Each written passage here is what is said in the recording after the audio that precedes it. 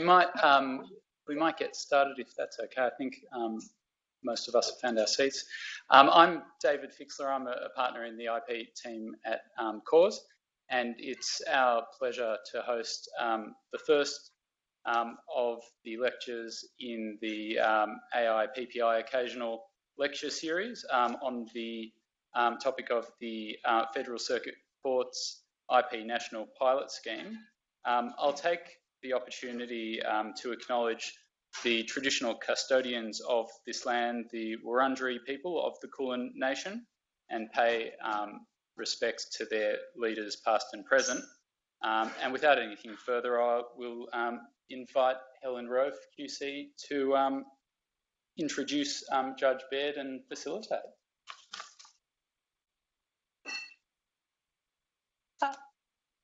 Thanks, David, and welcome to everyone here in Melbourne, and I think we've got Brisbane and Perth and Sydney. It's a fantastic turnout tonight to hear Judge Baird. I'm delighted to introduce Her Honour Judge Baird of the Federal Circuit Court as tonight's speaker. I've had the delight of knowing Her Honour since we were both juniors in the Viagra patent case back in the early 2000s, so it's been a while.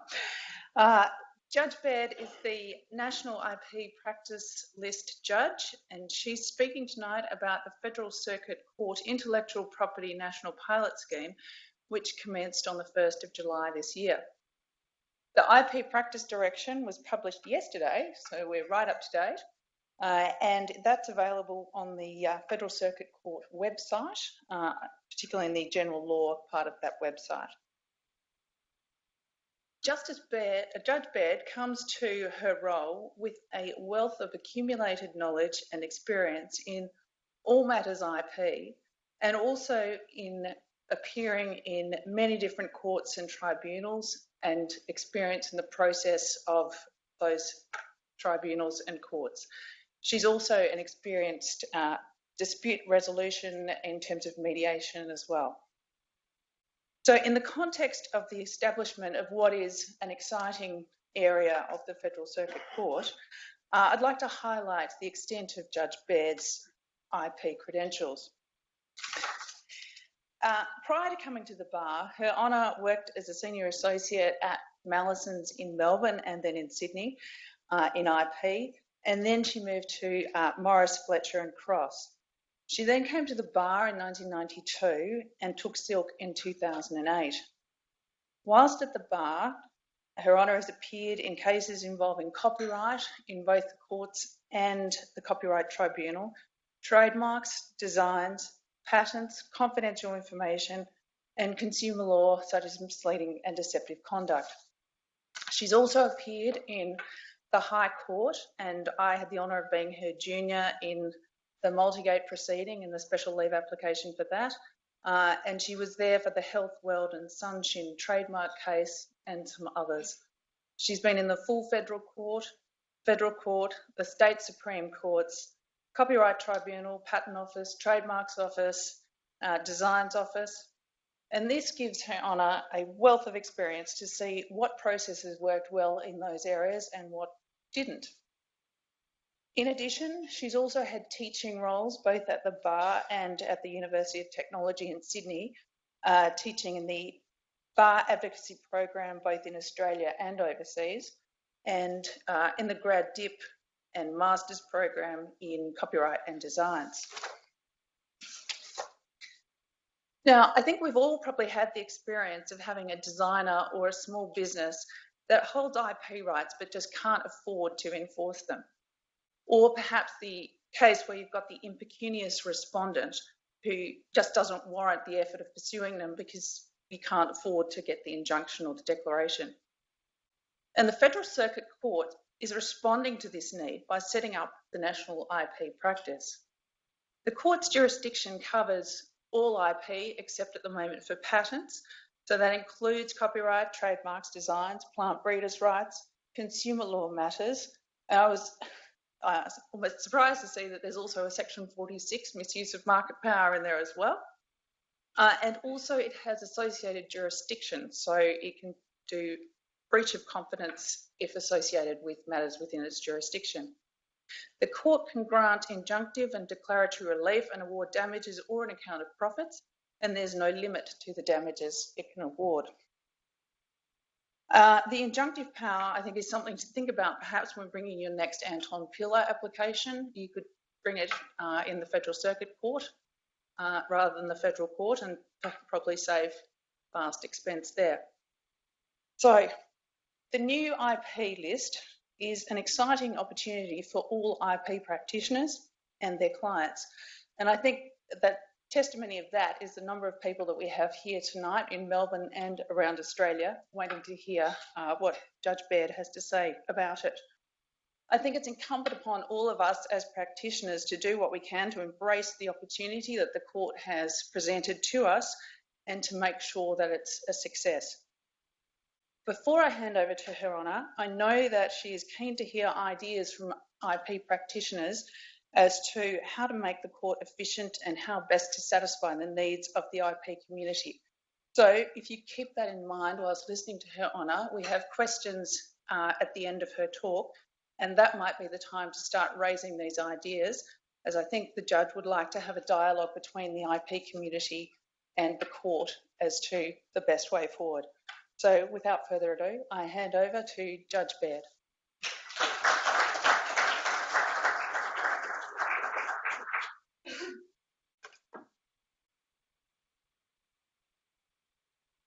First, I want to say how delighted and honoured I am to be in front of you today. And I think it's a testament to the court that you've all come out on in Melbourne anyway, what seems to be quite a cold night. Can I echo what Helen said?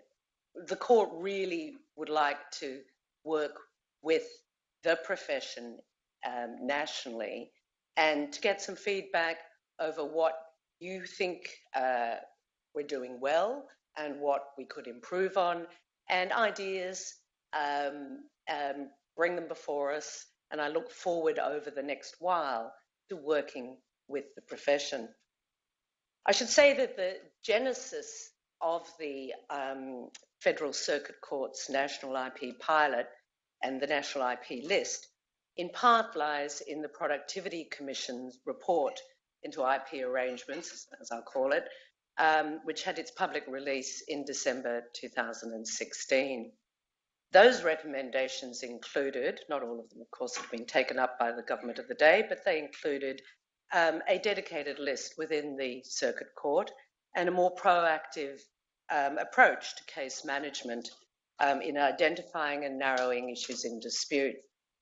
And tonight, I hope to share with you the court's IP initiative and my own thoughts, some of which are mine, and I don't speak for the whole of the court, I should say that, about how the court and the profession could work together to best serve those groups of IP rights holders and users who may not have felt that they had accessible, responsible, and responsive forum in which to initiate and resolve disputes.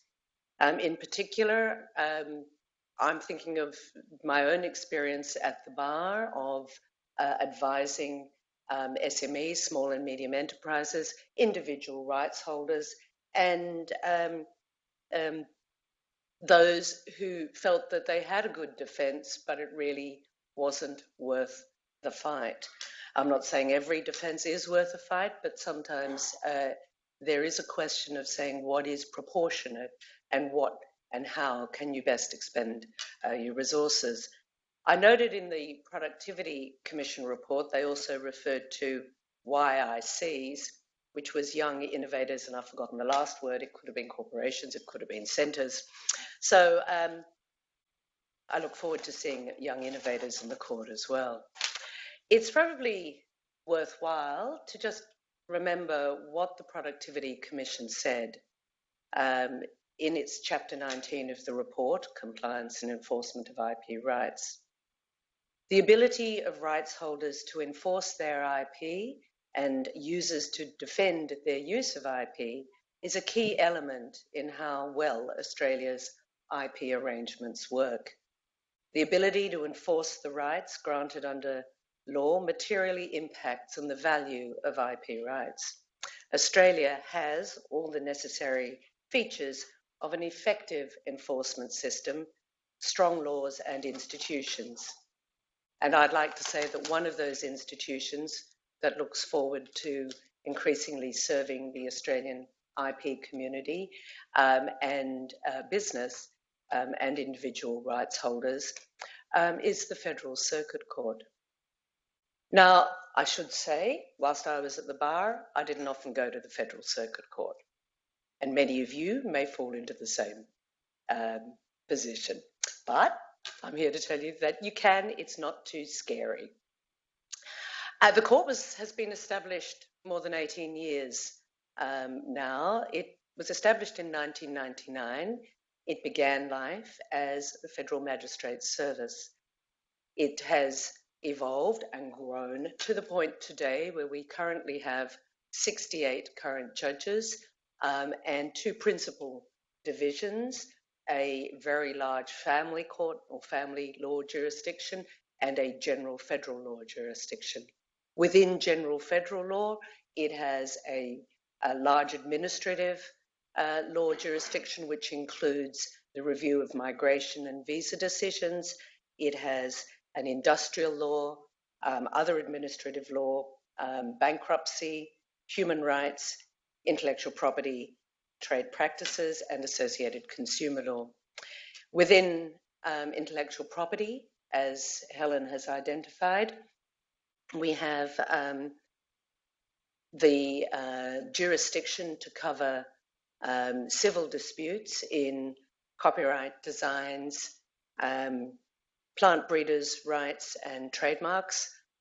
In short, everything except for patents and circuit layouts. I will come back to the jurisdiction soon. The object of the court, when it was set up, was to deal with the less complex federal law cases that would otherwise go to the Federal Court of Australia or the Family Court of Australia. It was, and I quote, to provide a quicker, cheaper option for litigants and to ease the workload of those 2 courts. It is now Australia's largest federal court with a substantial workload. And that workload has included some 17,500 matters resolved, I think, in the last year that required judicial adjudication. Now, only 10 to 12% of the court's workload is general federal law, and that means that we are talking here in terms of intellectual property, quite a niche area.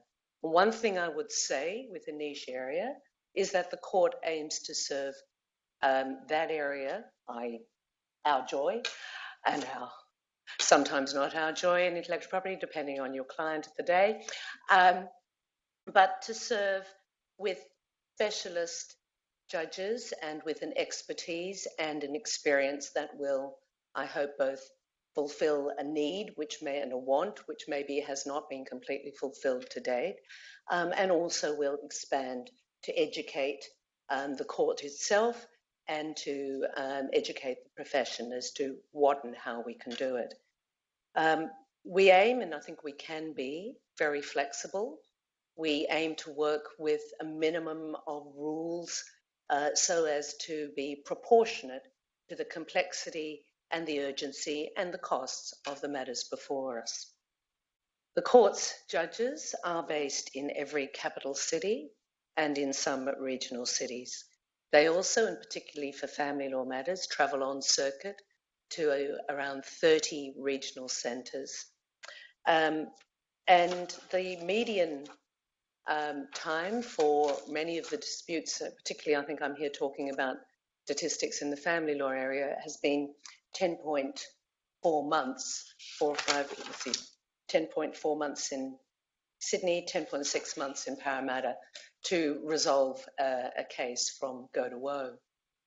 With the IP list, the court has made a commitment to see cases through to finality, approximately 8 months at most, and hopefully for many of you sooner. It will be up to you. It will be up to you to say, this is what we want and this is how long we need. I should say something about the management of the court. It's in the process of being restructured to recognise areas of work and how registries should deal with that work. And an initiative of Chief Judge Alstergren has been establishing the NPAC, or National Practice Areas Committee. And that committee oversees and coordinates the national practice areas of the court. And I'm delighted to see here tonight Judge Josh Wilson, who is in charge of the General Federal Law National Practice Area, and is one of his associates. I've mentioned the national practice areas. The court is setting those up to complement the national practice area framework, and I'm speaking of general federal law now here, the NPAs that operate in the Federal Court of Australia. And that we see as developing even deeper links between the courts and really the courts assisting to identify the best place for each dispute. There is facility, capability under the acts of both the Federal Court and the Federal Circuit Court and our rules to transfer matters between courts as is appropriate or on the initiative of a party. And I've note here that Section 32AB of the Federal Court of Australia Act does permit the Federal Court to transfer patent matters down to our court, I just mentioned. Now, what I'm delighted to say with the practice direction that the Chief has signed this week is that we have the benefit in our court of the guts behind the Federal Court, the Federal Court registrars and their national operations team, and they're supporting the initiative of the National IP Practice Direction. What does that mean? It means that the same team that when a matter is filed in the Federal Court, and most filings are electronic, goes electronically to the NOR, or Nationals Operations Team. They review the matter, find the judge and allocate, and they assist with the registry dealings. That includes assisting my chambers at the moment with identifying how and where we need to arrange video links, telephone links to other courts. So I'm delighted to have that support and to have their experience with allocation and listing. So one stream of the general federal law is, as I've said, intellectual property, and that it's about time, comes to me and why you're here tonight. I'm the list judge, I triage. That's the theory. What we're aiming to do is to have your matters seen quickly. Now, sometimes you don't want them seen quickly. I appreciate that. When I was first on the court, and I'm celebrating 6 months this week, so I'm new, I spoke with several of my colleagues at the bar and in the profession, both in Sydney and Melbourne, about the delays, about the timeliness, about how long they needed and how long they felt was appropriate between filing and a first case management hearing or first return date. So on average, we're picking a time, we're looking for no longer than 3 weeks. Now, if there's a reason why you want longer, difficulty in serving, or particular, you want a particular person to appear at the first directions hearing, or you think this might be an opportunity to serve the respondent and start a dialogue about resolving a matter quickly, we will accommodate. But our aim is really to be there to serve you. We can, because we are Australia-wide, operate with extended hours. Indeed, Judge Wilson has assured me 24/7. I don't know that I'm up to 24/7, but somebody will be. And I should say, The fact that I'm the list judge in parts is a response to what the Productivity Commission was talking about, a dedicated list. But that does not always mean that if there's a rush, an enormous increase in work, then I will hear everything. That's silly of me to pretend that I can, and it's possibly putting on me a pedestal when I am supported by expert and specialist judges.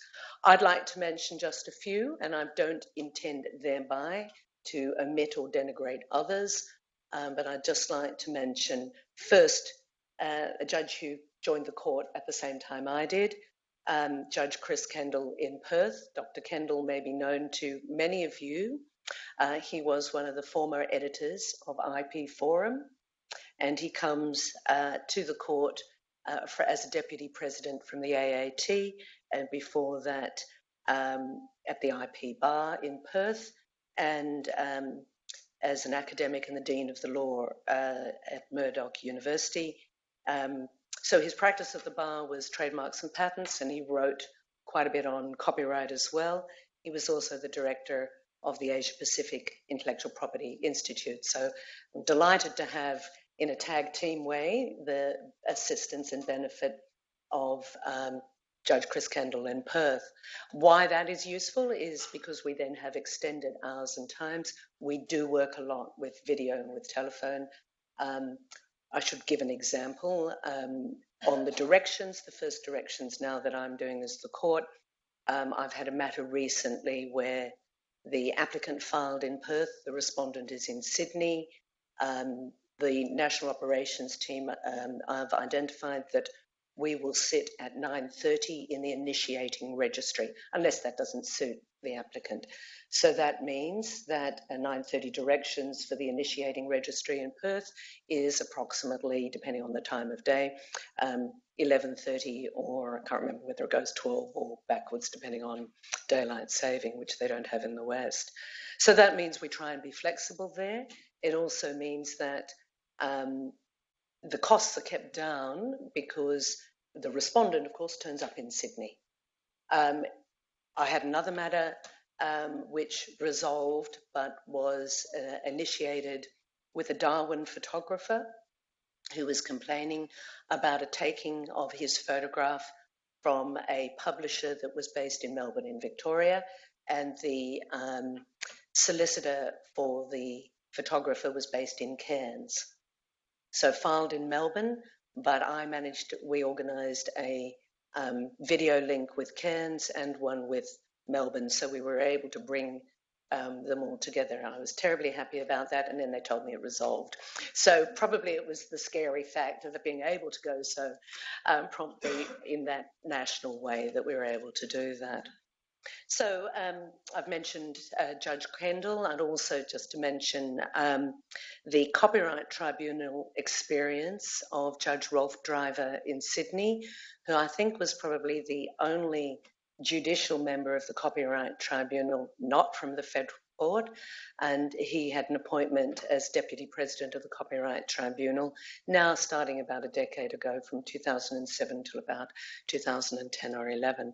So he and other judges in my court have dealt a lot with copyright licensing works, and in Judge Driver's case, you might remember the PPCA, the Fitness First litigation, which was a massive increase for the time of the royalties that the PPCA was getting from the various gyms. It was overturned on a procedural fairness issue in the full federal court, but it led to the PPCA and the gyms ending up with a settlement on a different fee. Now, in terms of IP filings in the court, there aren't a lot. Let's not pretend. We're not major. It has, I think, been underutilised in the past. One argument has been that it hasn't been resourced properly. I'd like to say that I think, well, I commend to you that the resourcing issue is changing. We have judges there. I should also say that in coordinating a national list, what we're aiming to do is bring together and create some consistency some clarity about what's happening, what the procedures are going to be, and what kind of a reaction you're getting, so that you can have some certainty in how you can communicate to your clients about what to expect and which way things will go. Now, I've had principally experience, of course, at the bar in the federal court, so I come imbued with a federal court way of case management, which is quite active. And one of the ways I think that we should be thinking about active case management in this court is really identifying what kind of matters are suitable for the court. The court is supposed to set up and to serve for the shorter, less complex IP disputes. There certainly is enough work to go around for the federal court and for the circuit court and for you in practice. That means if you think that there is an enormous complexity to your matter, issues on the edge, then possibly you're looking at, are you wanting to spend the money for the federal court? If you're looking at a simple, if you like, dispute, for example, one of the first cases I had, I think I actually think I heard it about day 2 of when it first came before me, was a straight out trademark / ACL fight involving a registered trademark that had been appropriated. There was an interesting question. The question was, were the goods in the specification covered by, well, was what the respondent doing covered by the specification or similar services, or more broadly? I heard that it was initially an interlocutory. Counsel very sensibly on the date said, well, I can give you a date in 3 weeks or a bit longer. When would you like? And she said, well, we want to stop this guy. Let's start. She didn't say quite like that, but in more slightly more formally said, well, I'll take 3 weeks. And we cut the case to fit that. Now, one way I think in the learning, in the teachings that I got from that initial experience, and hopefully I'd be more proactive and faster now, is to say, well, you've got to think about it. What really is your strongest cause of action? And look at your respondent. That's not a deep pocket respondent. How much money is appropriate for you to spend in getting this case up in order that you get the result you want? So what we ended up doing in the debate, or the communications you can have between bar and bench, or between practitioner and the court, is really to say, what's your strongest? What's the concern? Where are you looking at? What would be the right outcome? So I was able to deliver orders, make orders at the end of the hearing, so on that day, and to tell the respondent, who was self-represented, what in plain terms that meant, when they had to stop, what they needed to do, what was practical. Had him come back, I think it was a week or so later, saying, what have you done? And in that way, yes, that's a bit bespoke, but the court can do that at the moment. If you're flooding us with thousands, maybe we won't, but I'm not thinking that that's practical in the short run. It did then take me, I delivered it ex temp. That went on way too late at night. It went on to about 7 o'clock. And I would think that in future, the question would really be, did I need to do that ex temp at the same time? I think that gave the parties, they knew what they were getting. They knew why I'd come to the conclusions I had, and that was fair. But again, one way in future we could think about that is really, you didn't need to do passing off. You probably didn't need to do one of the other causes of action. And in a sense, the fewer claims you come to court with, the faster we can be. Pick it. Now, sometimes your clients will not accept that. We have to be realistic about this.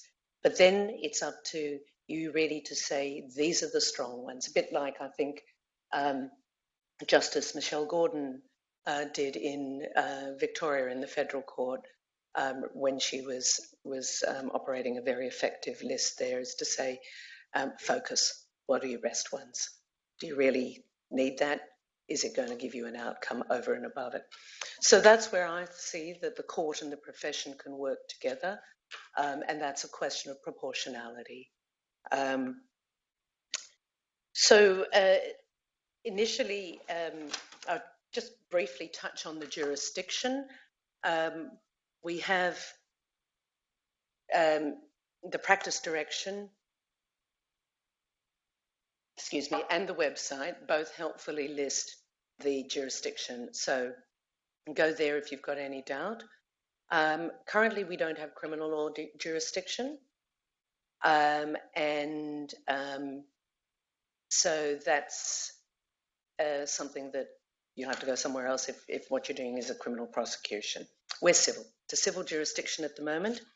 I wanted to touch first on trademarks because I think there's perhaps an underutilised part of the court's jurisdiction, and that is appeals from decisions of the Registrar of Trademarks. Sometimes it can be very expensive to take your appeal to the federal court, and sometimes those matters can get lost if they're a moderate-sized matter or a moderate IP rights holder in the larger scheme of the federal court's IP jurisdiction. Our court has a broad jurisdiction for appeals from decisions of the registrar and also for revocation. I've got a revocation case at the moment, which is again as in two jurisdictions dispute between who used the mark first and should the trademark registration be as broad as it has obtained. So those sorts of issues are ones that you can bring to the court. I guess I'm not being too modest to say that the bread and butter of my work at the bar, in large part, was a very strong trademarks jurisdiction and a strong copyrights jurisdiction. So in terms of working with appeals from IP Australia, it's possibly a place you can think about. Again, the question there is, how are you going to cut your cloth given the kind of evidence you need? And I think those questions are ones that it's worth coming to a first case management hearing and saying, this is what we've got, this is how we're thinking of doing it. And even remember, we can do trials, by consent trials, all on the papers. So some matters may not need, I'm sorry to keep the bar out of this, your written advocacy is of course always useful, but it might be that some matters can be dealt with promptly on the papers with consent. Now, of course, trademarks also has the infringement and unauthorised threats, including additional damages and counter profits, as Helen mentioned. For copyright, our jurisdiction encompasses the infringement jurisdiction, civil disputes there, performers' actions for unauthorised use, moral rights, even unauthorised access to encoded broadcasts. What it doesn't cover is section 115 capital A.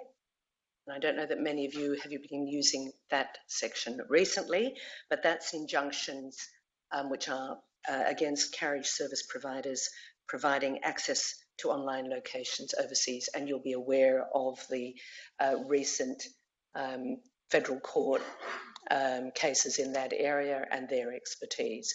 That's where you go for that. But for many matters, the copyright jurisdiction of our court is really especially good for small IP rights holders for copyright. You know, as I've said, the photographer, the designer, which of course takes me to the designs jurisdiction of the court. Again, that's an appeals, de novo from the Registrar of Designs, even declarations for Crown use. This court has for the designs, interestingly. Unjustified threats, injunctions, rectification of the register, and applications for compulsory licences. So just look through the website and you'll see the full breadth of that. Plant breeders' rights. Now, this is an interesting one. Yes, we have jurisdiction in respect of alleged infringements under this Act. You'll be aware of the legislation that's recently passed both houses of Parliament, and it's just awaiting royal assent. And the beautifully named Intellectual Property Laws Amendment Productivity Commission Response Part 1 and Other Measures Bill 2018. In short, no significant changes to the jurisdiction of the FCC, except that it does, both for the Federal Court and for the Federal Circuit Court, expand the jurisdiction for plant breeders' rights into additional damages when their rights are infringed, and also for unjustified and groundless threats. So the jurisdiction now for the plant breeders' rights is more closely mirroring the rights that trademarks, copyright and designs have, which is great. So we're moving really forward legislatively and with what the court can provide. I should say that a lot of the court's jurisdiction in the areas that it has jurisdiction is concurrent with the federal court. So if you want to start in one court and you say, oh, this is getting a little bit too complicated or too simple, then do use the transfer powers on your initiative as well as the court thinking about it. I wanted to then talk a little bit, if I can, about the sort of practicalities of running the list. Now, I should say the practice direction gives you a good overview of the how and the what, not so much the why, that's for you to tell your clients, but the how and the what, including links on things like forms and fees.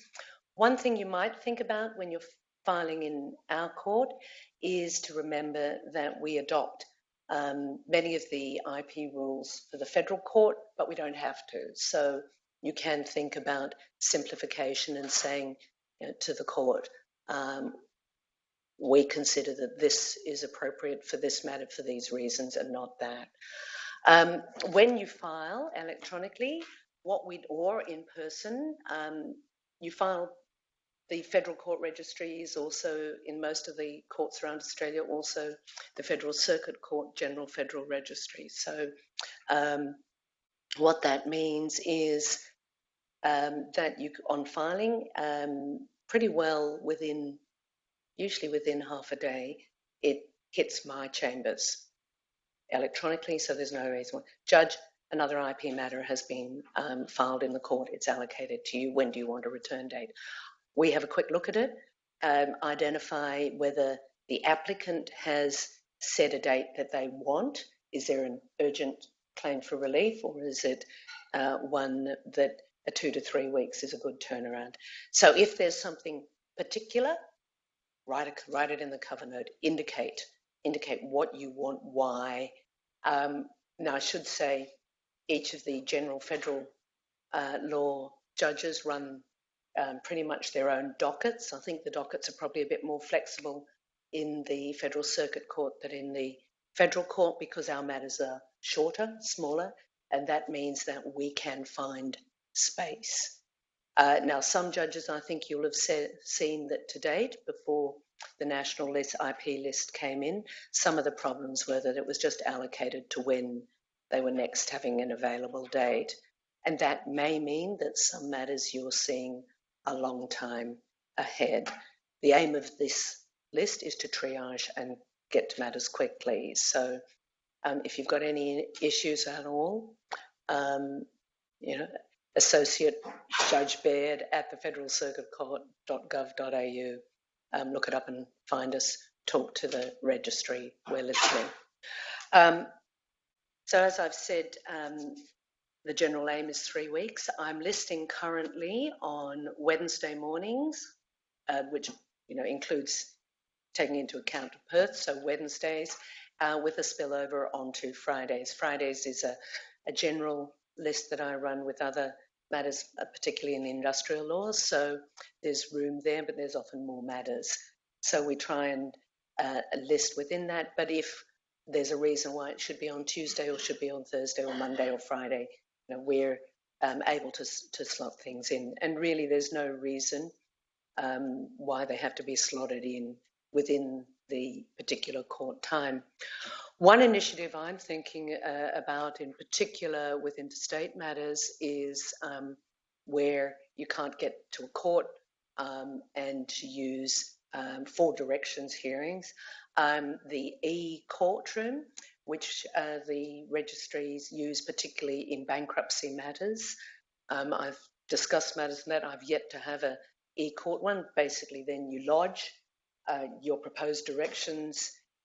You write a little blurb about why it should be, why you should get what you get, and I look at it not necessarily in the same time that you're looking at it. I might be in court at that moment, but we then turn it around and look at what the other side might submit, and then if we need to have an actual court hearing, we can have an e-courtroom hearing. So I've yet to experience that, but that's a capacity that the court has. Now, when you do have so think about in terms of the documents you're filing, there's capacity to use the concise statement, which the federal court's been pressing, particularly in larger corporations matters. The idea of a concise statement rather than application and statement of claim is less than 5 pages, identifying often in narrative form what your claim is and why, what the relief is. So have a look at the flexibility there for something. The limit is the 5-pager. Another thing to think about is, particularly if it's not an urgent matter for interlocutory relief, is to think about, do you need affidavits? Should you have the kind of statements that are often used in, say, the Supreme Courts, at least in the New South Wales. I'm not too sure of the other jurisdictions, so in the commercial divisions there. So statements.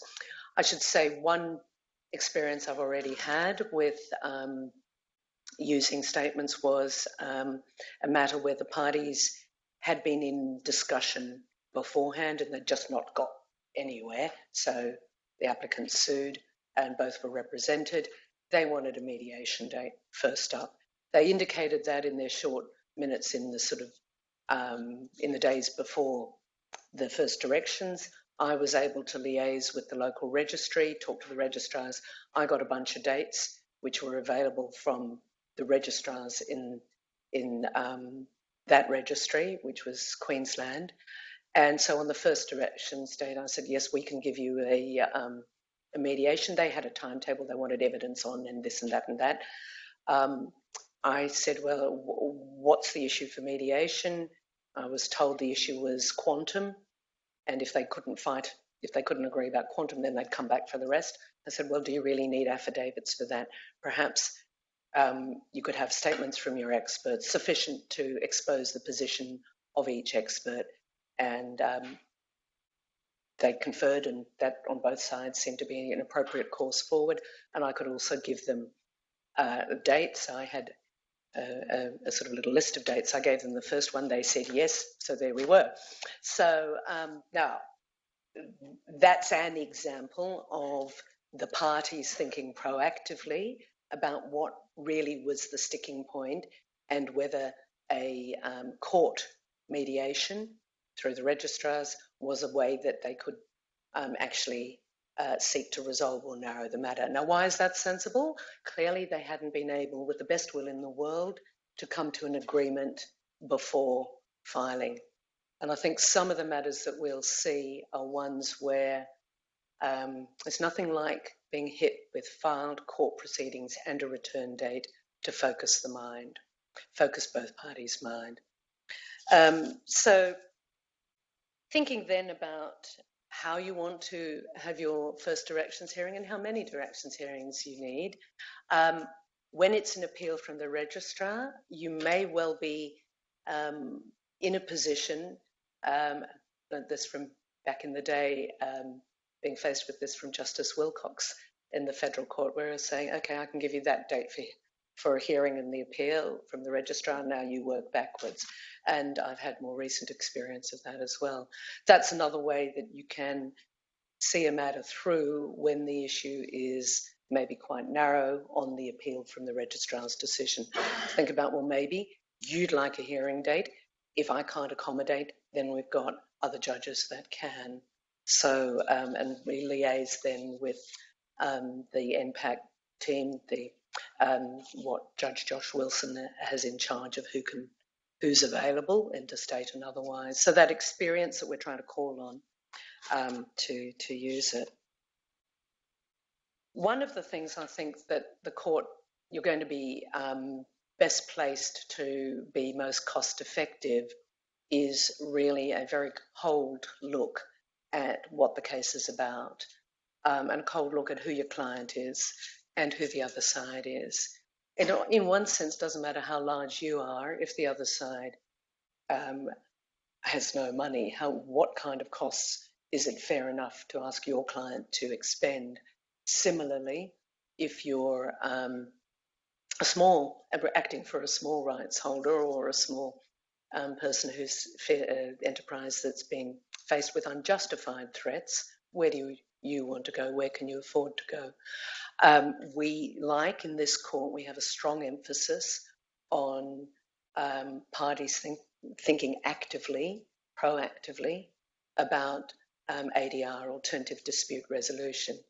That can be both what the court can offer, and we use the registrars, the federal court registrars are also our registrars for mediations. Alternatively, and sometimes more can fit in with your timetables better, depending on the registry, you may well look to the independent bars or the law societies, or also, and I don't know how many of you are aware of it or have used the mediation panels panel that AIPPI Australia has set up. So there are a number of practitioners who are on AIPPI Australia's mediation panel. I haven't used that myself, but I have had, or I should say our deputy principal registrar lawyer has had at least communications with AIPPI Australia and with panel members about their ability to provide those services. They may be cost effective as well. So when you're thinking about what kind of outcome you want, you should also be thinking about how many witnesses. One thing that we do, particularly in the court does in the industrial sphere, is really say to people, so how many witnesses have you? Okay, who are they? What are they going to say? And why do you need 2 of them, or 4 of them or whatever? So that kind of, sometimes your client it might be easier for you to have the court say that than you say it. Sometimes it may not, but there are ways you can use the court for something that your client maybe have difficulty in reaching an understanding about. So think about those sorts of ways to do it. So the question there also should be to think about when you're coming to court to come with a plan and dates. And a plan and dates can be a plan and dates for mediation. The more information you give us before the first case management hearing, communicating always with your respondent, or if you're the respondent with the applicant, the better we can assist. Now, that includes if you say, well, we'd really like mediations, and then the question is, well, does that have to be in person? Where are you? And how many on the applicants and respondents? If you've sued a whole lot of people, do you need all of your people or their people there? But you will need people with authority to resolve the matter. So think about those sorts of issues. Now, I've had a chat with Helen talking about experts and how the court might, or how you might deal with experts in our court. It's probably more relevant in patent matters, but ways that you could think about how you're going to deal with experts in our court is before you get to their reports, before you get to the affidavits. Most of you will have a pretty good idea what the issues are and what the issues the experts are going to determine. You'll have talked to your expert, you might have a feel from them. One thing you could think about is making the capacity for even mediation involving just the experts or some neutral facilitator to bring experts together before they've done much more than, say, an outline position paper of each of their positions. Now, I know at the bar that letting go of experts and having them do their job rather than guided by the well-meaning and very informed practitioners, I see a joke as well here, is hard for us as lawyers. But when you're thinking about what use you're going to make of an expert and how you're going to be most cost effective in your expert, keep that in mind. Ways of thinking about even how many experts do you need. And so I'm suggesting to you, you think about expert conferral very early on, and if necessary, facilitated expert conferral. Now, when we get to trial, and I think it's important to note that we should be thinking about if the matter is going to go to mediation or trial very early from the get-go. One thing you can think about is, remember, trials in our court are going to last not very long. Our aim is that matters are less than 3 days, preferably 1 and 2 days. If they're longer matters, if they're seriously complex issues, then that's not what this court is set up for. But if they're, how do you make a trial most cost effective? You can minimize openings, you can minimize closings, you can minimize cross-examination, you can minimize the number of witnesses, you can identify the real issues, the priority of issues. So we can also think about early, and if necessary, a pre-trial case management hearing to think about, to really work out a trial plan. And those trial plans can include limiting what issues are going to be cross-examined on. And that will require some concessions. Okay, I don't need to put every point for Brown and Dunn. Okay, where are we with Jones and Uncle? Thinking about those matters early on and thinking about what are the real issues for cross-examination. We have said in the practice note, cross-examination will be limited. We mean it. So think about that. And of course, once the trial's done, the narrower the issues, the more focused you are, the more focused the court is, the more focused I am. The shorter and quicker it will be to judgment. The shorter and quicker it'll be to delivery of reasons. So think about, as I've said from my first experience, is it the matter where you'd be content for the court to deliver extempore reasons, which can be a bit of a rocket ride, to give orders and provide reasons within a short time thereafter. So I'd like to sort of then think about really 2 other matters before I'm closing. And one is the question of the fee difference between the federal court and the Federal Circuit Court, and the other one is costs. Now, turning first to fees, I'd like you to think about this. An originating application in the federal court is currently for a corporation nearly 3 times what it is in the circuit court.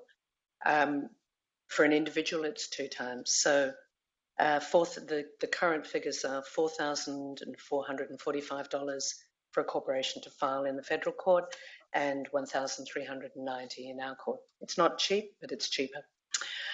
Individuals, the difference is federal court $1,390 and in our court $665. There's a link on the website, so you'll find this there. Interlocutory applications, there's a less of a distinction in the amount, but there still is.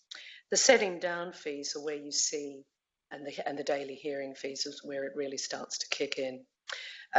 The setting down fee for a corporation in the federal court is currently $6,760 for a corporation, and for an individual, $2,780.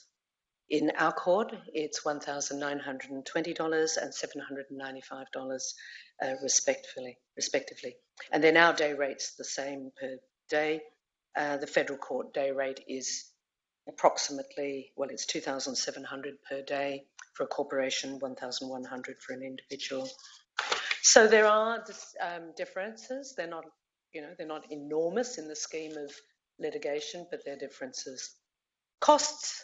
I just wish to say something about there. The costs are something that are expensive. It's a major component in any litigation. You've got to think about ways to minimise your costs. May I suggest the Federal Circuit Court is a great place to use the junior bar. It's a great place to use expertise, I should say, in your solicitors. We do have and are used to to deal with and provide service to self-represented litigants, but matters do go faster and issues are generally more honed when parties are represented. Unless the court orders, we're on a party-party event-based scale. You'll see those amounts in Schedule 1. We have discretion to depart from the events-based scale, and we can order that a specific amount be paid, rather, i.e. lump sum, and we can assess costs also by using the costs rules of the federal court or by another method, which gives us anything under the rules, another method. Taxation, however, is only available when costs are fixed according to the federal court scales. And there's no provision for taxation if costs are fixed according to the Schedule 1. Judges determine disputes about costs, and we try and do it very quickly. I've done them on the day. Now, ways about minimising costs will go down to how many witnesses, how many affidavits, how many court directions, what kind of court days, how long are your submissions. Keep them short. I'd like to end really with a point on appearances. I know that AIPPI made a submission to the Productivity Commission. This is actually coming back to where I started, about appearance rights for patent and trademark attorneys. So far we can do appearances. We've got our inherent powers of the court to control our appearance rights before us, either as friends of the court, amicus curiae. It's at the individual discretion of the circumstances of the case. It is interesting that Section 44 of the Federal Circuit Court Act provided for representation. That could be under the regulations if a person is taken to be an authorised representative, or another law of the Commonwealth organises it. We don't have any regulations as such, but it's something that I'd be interested to hear what the profession's views are, and something really we should keep in mind and think about whether that is going to be another practical way of using expertise, particularly in appeals from registrar matters, of the profession more generally. So for the future, please talk to us, please use us, please comment on the good and the bad and how we can improve. And I'd like to end by thanking AIPPI for inviting me. It's been an honour and a pleasure, and it's been great to see so many faces that I recognise from over the years, even from when I was when she was an article clerk and I was a junior lawyer. So it's great to see so many from the profession here with an interest in what the court is doing. I look forward to seeing you. Thanks.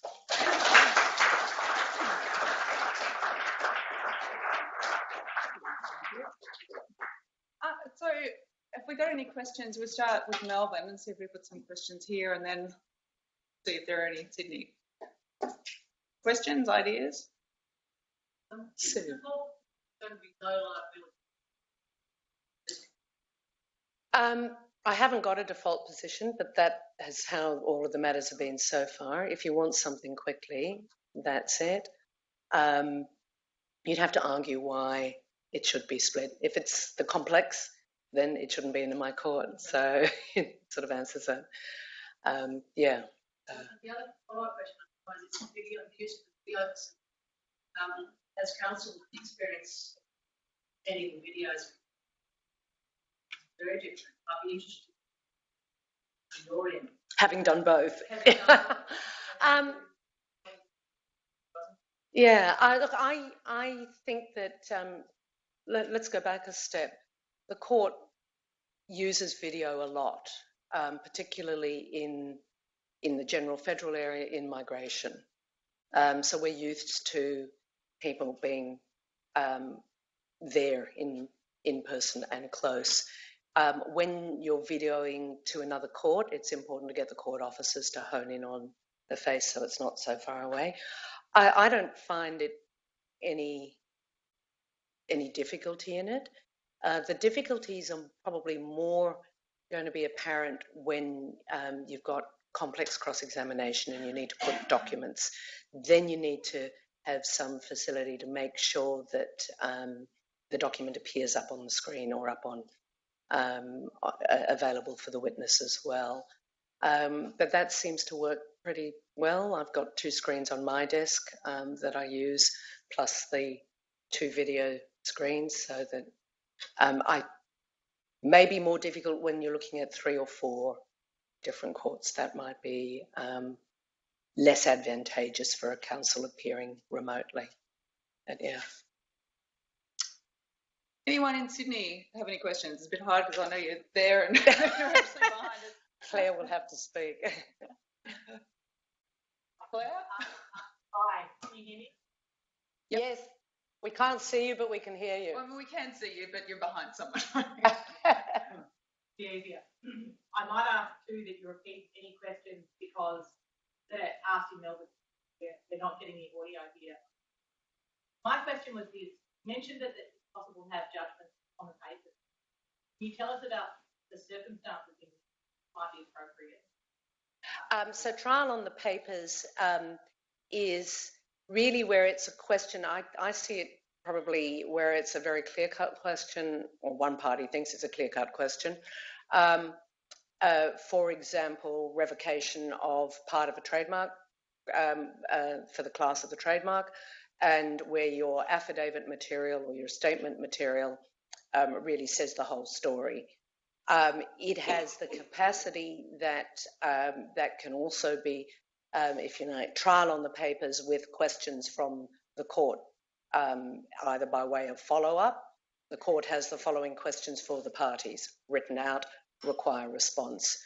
I've experienced that post-hearing in copyright tribunal matters, where the tribunal has heard and seen read submissions and heard the parties, then says, I've got the following follow-up questions, and gives them a page limit for response.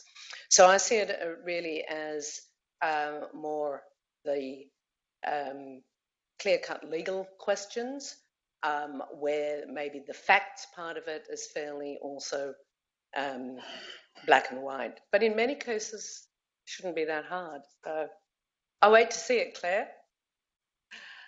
How about Brisbane? Have we got any questions from Brisbane? Come on, Brisbane.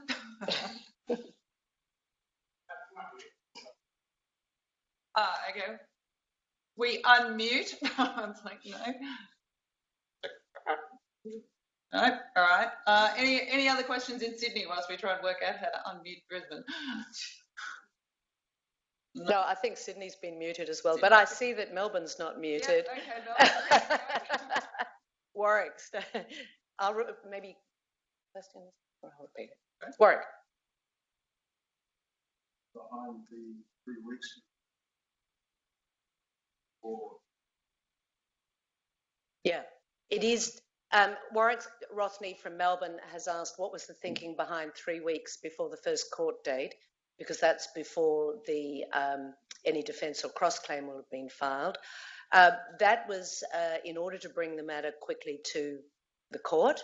The question was whether it should be 1 week or 4 weeks or 5 weeks. I've settled on 3 as after in consultation, and I see people in Sydney whom I've consulted in the audience, so thank you. It's a suck it and see, if I can put it that way. The aim in most IP matters is that parties, or the experience I've had over the decades in most IP matters, is that parties do not file their defences before they come to court, whatever the rules say. So I'm working from that experience. Sometimes 3 weeks seems to be enough time to ensure that there's been service and time for the applicant's representatives and the respondent to talk, but not so long that everyone's in a comfort zone of just saying, oh, it's going to happen someday. My expectation is that, depending on when service has been, that it would be very short for defence cross-claims thereafter. If a matter is going to become more complex, in other words, cross-claims defences, then it may well be that there needs to be either that recognition between parties, and that's where the parties communicate and say, we'd like to have a consent timetable and bring the matter back at the close of pleadings. So that's also available. But I don't want the court to get, or the parties here to get stuck on the formalities of making sure that everyone's going through the pleading stages and long pleadings. On the other hand, of course, pleadings are the very useful way to focus the mind and focus it. So that was the thinking behind it. Yeah, we'll see whether it works. I look forward to Dr. Rothney's views on that one. Yeah. Anyone else in Melbourne? Not sure we're all muted in Sydney and Brisbane, but no one seems to be leaping around with the question. Oh, no, maybe in Brisbane. Brisbane can't unmute. No, they're still muted. Anyone, any more? Oh, Robin. Oh.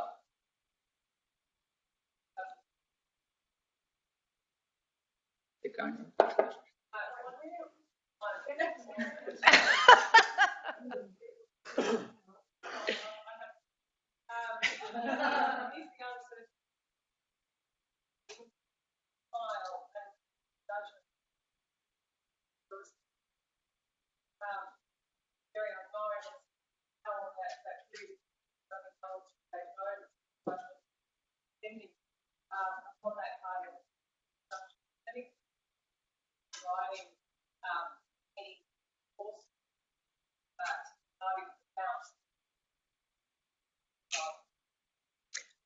The question was, given that there is often uncertainty, and this I think goes for all courts, between when judgment is about to be delivered and when it is delivered. In other words, often you only get 1 or 2 days notice that the court's going to hand down judgment. Has there been any consideration given to providing a greater certainty about, or greater notice period about when judgment will be delivered? Robin, I haven't thought that really, and thank you for bringing that to my attention. What the court has said in its commitment to the profession is that judgment will be delivered in urgent cases, preferably within the week, and generally within the month. And I'll tell you if I'm still alive next year. But if the profession believes that it's more certainty by having, say, for example, a week or 2 weeks out to be able to say judgment will be handed down within this is Thursday, it'll be handed down Thursday week, then certainly I'd like to hear it. It's certainly something that if the parties want to make submissions at the time, then that seems to be very sensible. Your Honour, we'd like judgment today and we can hear the reasons later. The other side says, Your Honour, we'd like judgment in about a year and maybe we can have reasons the year after that. So I'm joking a little bit, but there is always going to be that tension. But I'll take that board and take it back to the court and NPAC. Katerina. What was are the typical costs that would be awarded where you have a 1 or 2 day trial? I'd just like to get an idea having regard to cases where, for example, where there might be photograph infringement, where the damages might be quite small. How does that cost compare with the actual damages? Now, the question of costs is a question at the moment that we're under consideration. There's a big debate, and I think within the profession, about whether there should be capped costs in the court or whether there should be scheduled costs. I don't have the scheduled costs in front of me, so I'm not able to answer that today, but it is on the website. I do know that I have ordered departure from schedule costs based on what the solicitor had actually done an affidavit and had identified both against schedule and what they'd incurred under. I think they had a fixed cost arrangement, but they'd also tested it against hourly rates on that, and that ended up being about, I'm guessing, my recollection was that it was in the range of about 15,000, but I could have been wrong. I can't clear from that, so I'd have to get back to you. So how are you dealing with cases where damages are like a small number, just lost 500, maybe 5,000, and it's very easy for, given the charge out points for firms, that it doesn't take long to clock up $5,000 in costs. How is the court really going to deal with these smaller claims? Is there going to be any provision there where someone can, I know, for example, in a federal court, will be in a bill of costs, you say to the taxpayer wants to tax, and there's a provision for the registrar to actually make an assessment and say, well, if you want to proceed with this is what you're likely to get.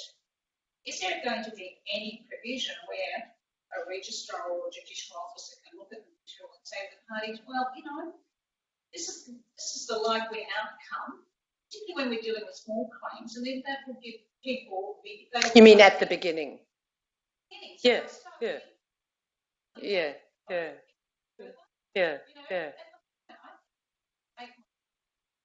It's too long in the smaller claims. We have to act in the first, within weeks of filing to get the parties together, so that we can reduce the costs. And of course, I'm being proactive, and I just hope that I won't have any action taken for my comments of contempt. No, the cost is a real issue. Now, as I said, we've got event space. So event space has in the schedule. So you can look in the schedule. Now, that means something that you can say unless the court orders otherwise. So why would there be a reason to go outside the schedule? What's the complexity or what's not?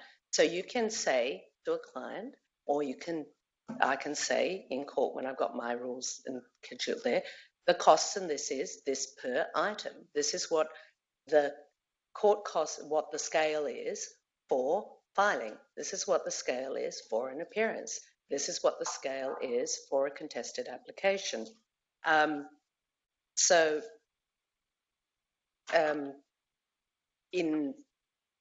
the practice direction, there's a click through which takes you to those schedules. So that tells you where you're starting from.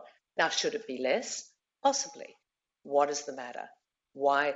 How can you make it less? Well, one way you can make it less is by how you actually run the case yourself. It's in your hands. If parties find it's too easy to run up costs and they need a firmer hand from a court, that's what we're trying to do, is to provide active case management, which will do that. But there is an element of taking responsibility from all parties. Now, you're always going to find the case where the other side has deeper pockets, or you're the one with deeper pockets. One way I think that we've found that in practice those ways can be contained is by the court's management of the matter. And your point, which is a great one, is start at the get-go. Say, parties, this is where you are, this is what it's going to cost. I can direct you to the costs schedules and say, at a minimum, this is what the costs are going to be, unless you say why they should be less. There was, the Productivity Commission did look at the possibility of a small claims list within the court. We don't have that as yet. I mean, we're baby steps on the pilot. We do have a small claims list in the industrial law sphere. What happens there is that's mostly self-represented people, and the claims are under 5. I think it's under 5 or 8,000. So where it's a small matter, your real focus, it's no surprise for everyone, the real focus is on getting it to a mediator very quickly, or cutting your cloth to try and minimise the costs there. So that active management, both by the party who's bringing the action or the respondent, who can also do it, and really pulling the court in to actively case management is about the best way, I think. How many experts do you really need? Things like that. And on damages, have you really suffered the damages? Is it a licence fee? What's the average licence fee? Is it actually an additional damages question? Or are you wanting really just to get them to stop? And many times that's what really you want, is get them to stop and a reasonable licence fee. And quickly, as you say, not 8 months down the track. We have the capacity to be flexible and to deliver justice proportionately for the complexity of the matter and the matters before us. So that's what we're aiming for. Okay, see it. I think we're sort of getting to the 7:30 Oh, sorry, yeah. time, so Oh, my it might be goodness. time to let Yeah. people speak. So, I'll just shortly say thank you so much, Judge Baird. You've given us, it's been very insightful, and you've given us a lot to think about, and I'll certainly think about filing in the Federal Circuit Court next time and consider which matters are the appropriate ones. But if you could all join me in thanking Judge Baird.